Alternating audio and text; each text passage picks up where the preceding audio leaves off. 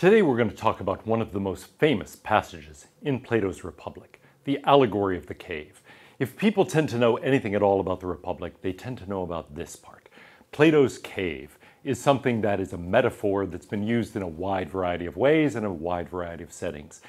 Plato means something quite specific by it, though. It's a crucial thing that leads him into the most characteristic element of his philosophy, the theory of forms. So let's turn directly to it and look at this allegory of the cave to see what he has in mind. And now, I said, this is Socrates speaking, let me show you in a figure how far our nature is enlightened or unenlightened. Behold, human beings living in an underground den, which has a mouth open toward the light and reaching all along the den. Here they have been from their childhood, and have their legs and necks chained so they can't move, and can only see before them, being prevented by the chains from turning around their heads. Above and behind them, a fire is blazing at a distance. Between the fire and the prisoners, there's a raised way. And you'll see if you look a low wall built along the way, like the screen which marionette players have in front of them, over which they show the puppets. So we've got something like an elaborate puppet show here, or really, in modern terms, like a movie theater. Do you see, I said, men passing along the wall carrying all sorts of vessels, and statues and figures of animals made of wood and stone and various materials, which appear over the wall. Some of them are talking, others are silent. You've shown me a strange image, and they're strange prisoners. Like ourselves, I replied, and they see only their own shadows or the shadows of one another, which the fire throws on the opposite wall of the cave. Well, true, he said. How could they see anything but the shadows if they were never allowed to move their heads? And if the objects which are being carried in like manner, they'd see only the shadows? Yes, he said. If they were able to converse with one another, wouldn't they suppose they were naming what was actually before them? Very true. And suppose further that the prison had an echo that came from the other side. Would they not be sure to fancy when one of the passers-by spoke that the voice which they had heard came from the passing shadow? No question, he replied. To them, I said, the truth would be literally nothing but the shadows of the images. Here is a picture of the prisoners, a little artistic depiction of Plato's cave, the fire in the back, projecting these images on the wall that the prisoners are forced to look at. They see only the shadow of the chair, not the actual chair, the shadow of the table, the shadow of the cat, and so forth. And so they don't really see the objects, they simply see the shadows. And truth, or what they take to be truth, is nothing but the shadows of the images. So they are really trapped. And if we want a modern equivalent, do think of a movie theater. But imagine you've been in that theater your entire life and that your face is just directed toward the screen. You've seen nothing your entire life but the screen. Well, of course you would think the world is what's up there on the screen. You wouldn't realize, wait, there's a projector in the back and a film strip or something like, or maybe a computer, but in any case, something projecting all of these images up there. They're merely representations of merely images. Instead, you'd see the images and you would think that's reality because you've never seen anything else. Now, often our own language is something like that. I say, oh, look, there's my grandfather. It's really a picture of my grandfather. It's not literally my grandfather there in this photograph, but in a certain sense, we talk that way, right? We say, here's my grandfather, and here's my grandmother, and here's the house they lived in, and so forth, where it's like, wait, the house isn't on this little thing. Instead, that's a photograph of the house. It's a photograph of my grandparents, and so forth.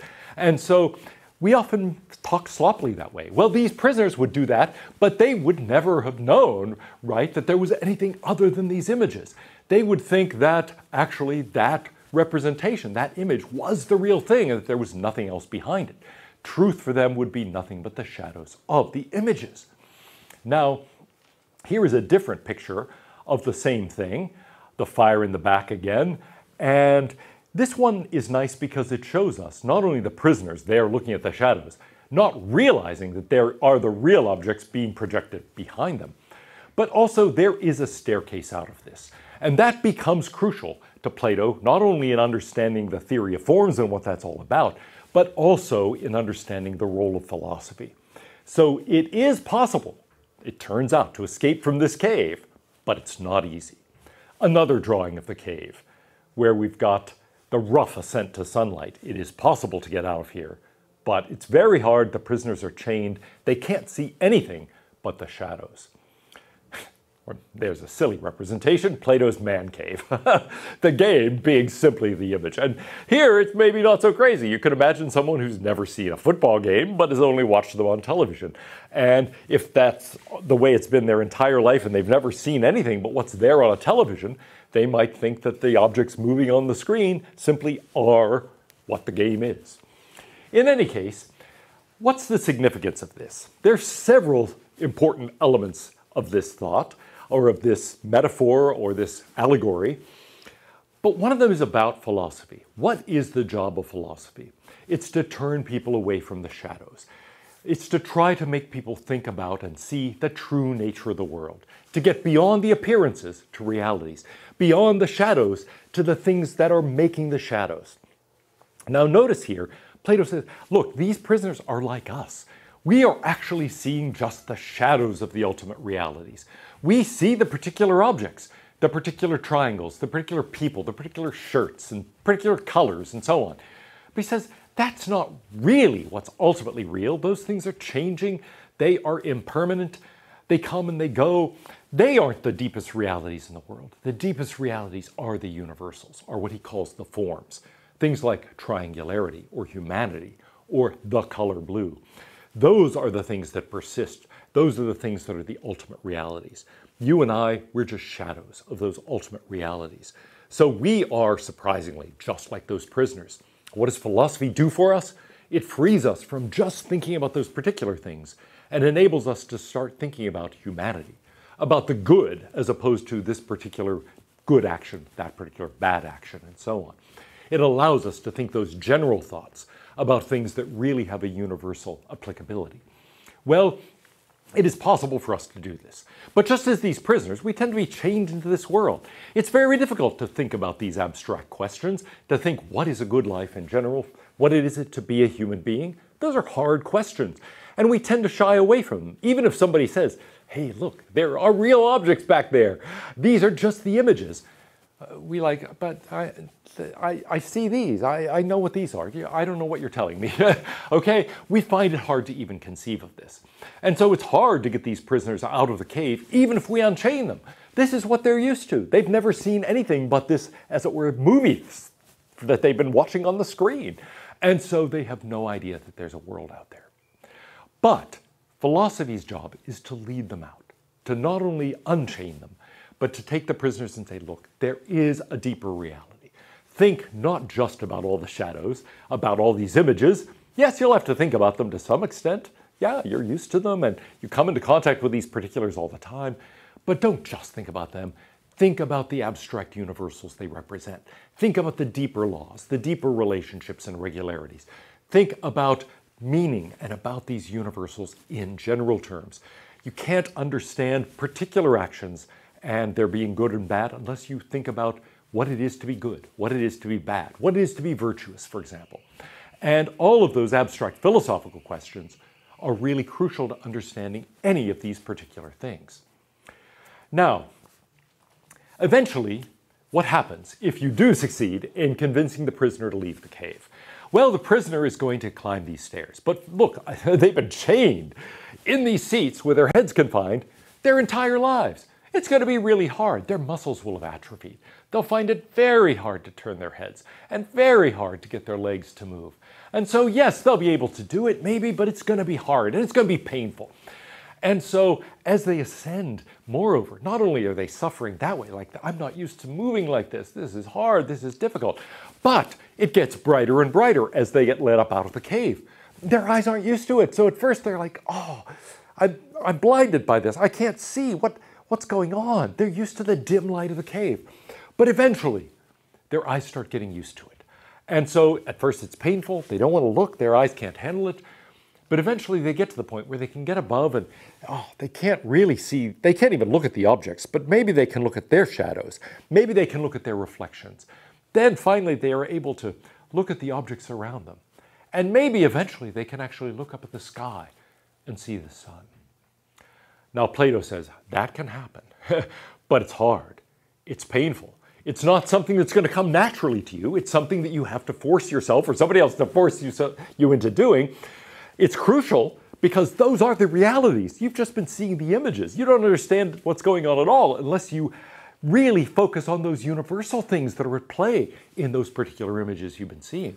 So you can't understand anything really about yourself or about the world or what kind of life you ought to lead if you just stay focused on the images. But it's not going to be easy to think about the deeper realities.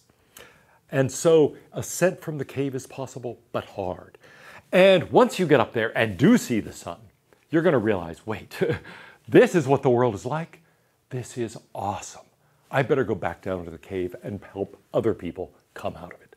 And he says that's what philosophy is like too.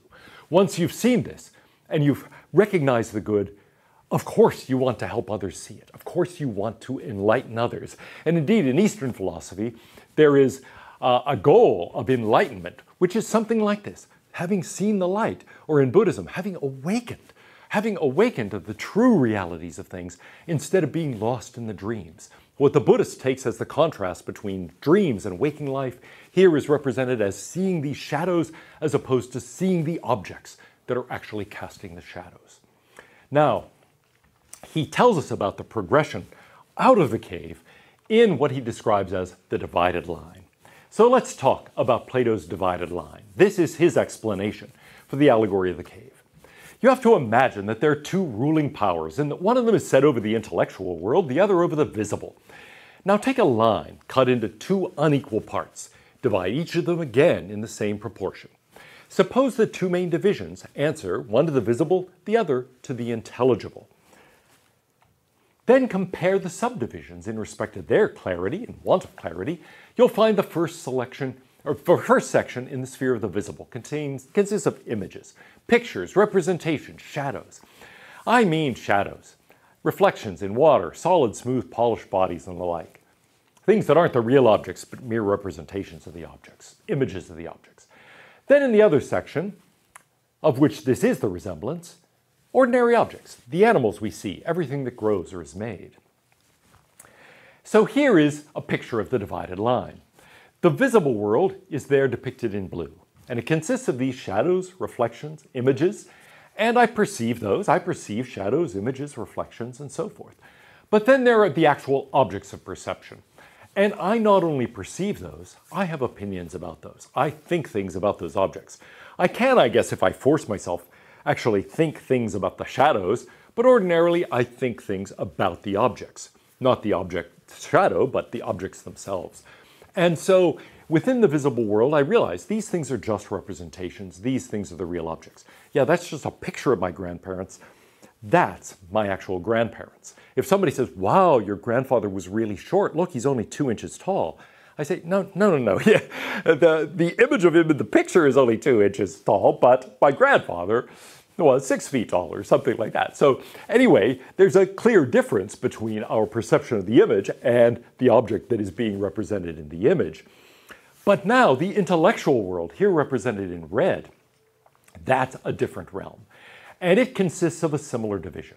It consists of mathematical forms that help me understand the general patterns and the general laws that govern the objects of perception, as well as the shadows and reflections, and in short, everything in the visible world. But also it consists of a realm of abstract forms. And those are the ones that reason ultimately deals with. So the mathematical forms are well on their way, but when we think about number, for example, when we think about geometry and its abstract representations of circles, squares, triangles, and so on, we realize, yes, these are things that still have a very direct connection to things we perceive. We can think about triangles, and immediately our mind imagines triangles of various kinds. Circles, it imagines circles. Squares, it can imagine squares, and so on.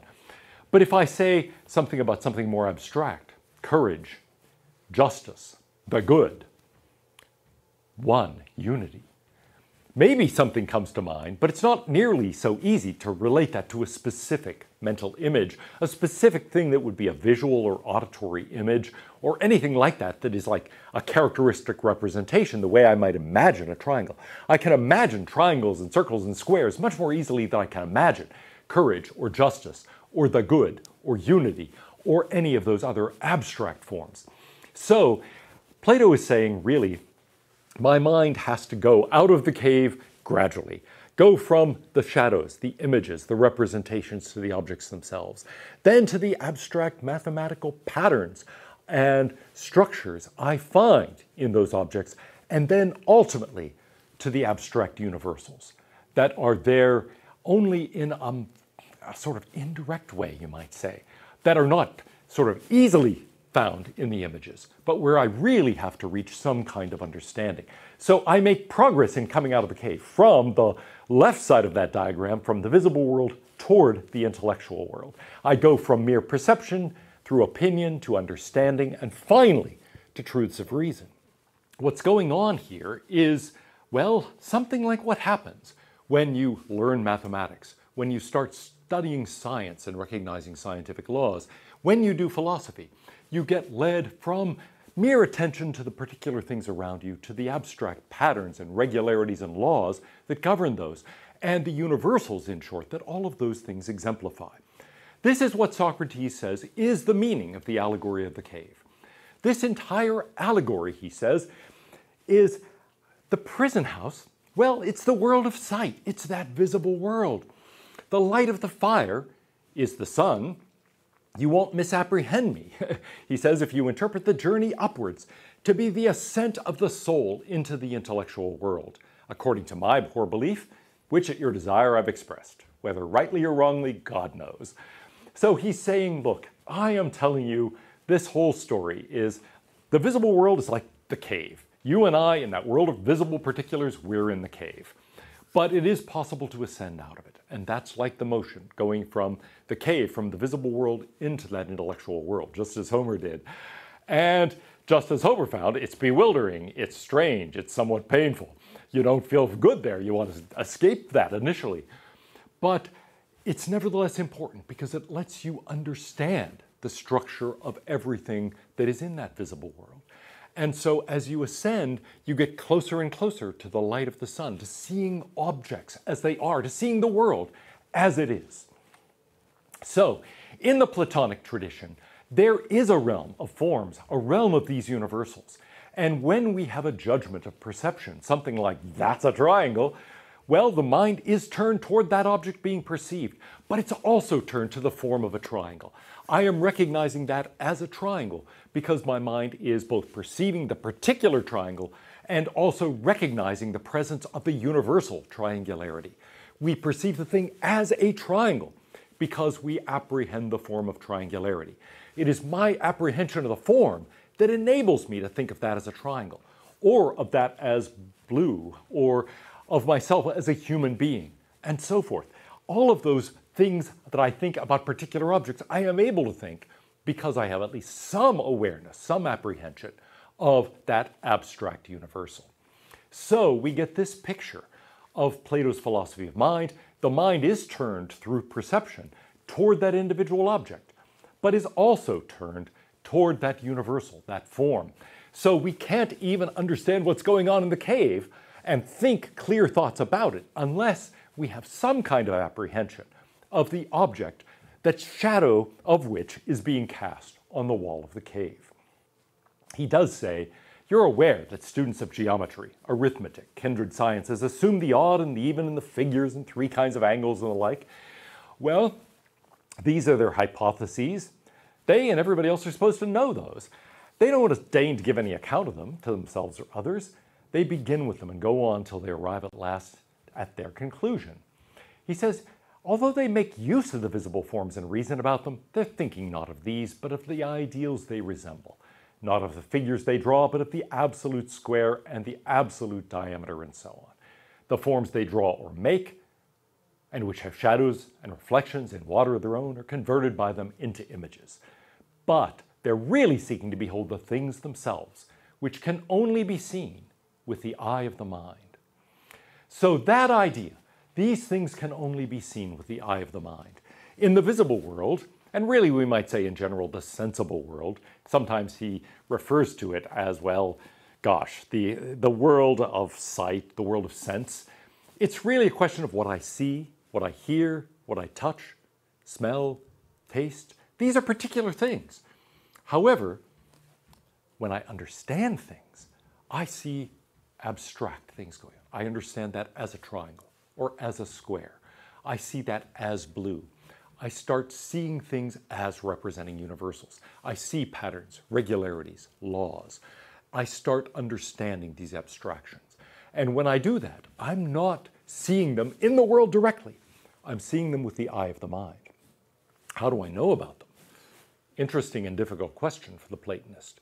But there has to be a faculty by which I do it. I can only recognize that thing as a triangle, or recognize the shirt as blue, by virtue of the fact that I have some kind of apprehension of the universal, triangularity, or blue. How do I do it? I don't know. Okay, it's something like an eye of the mind.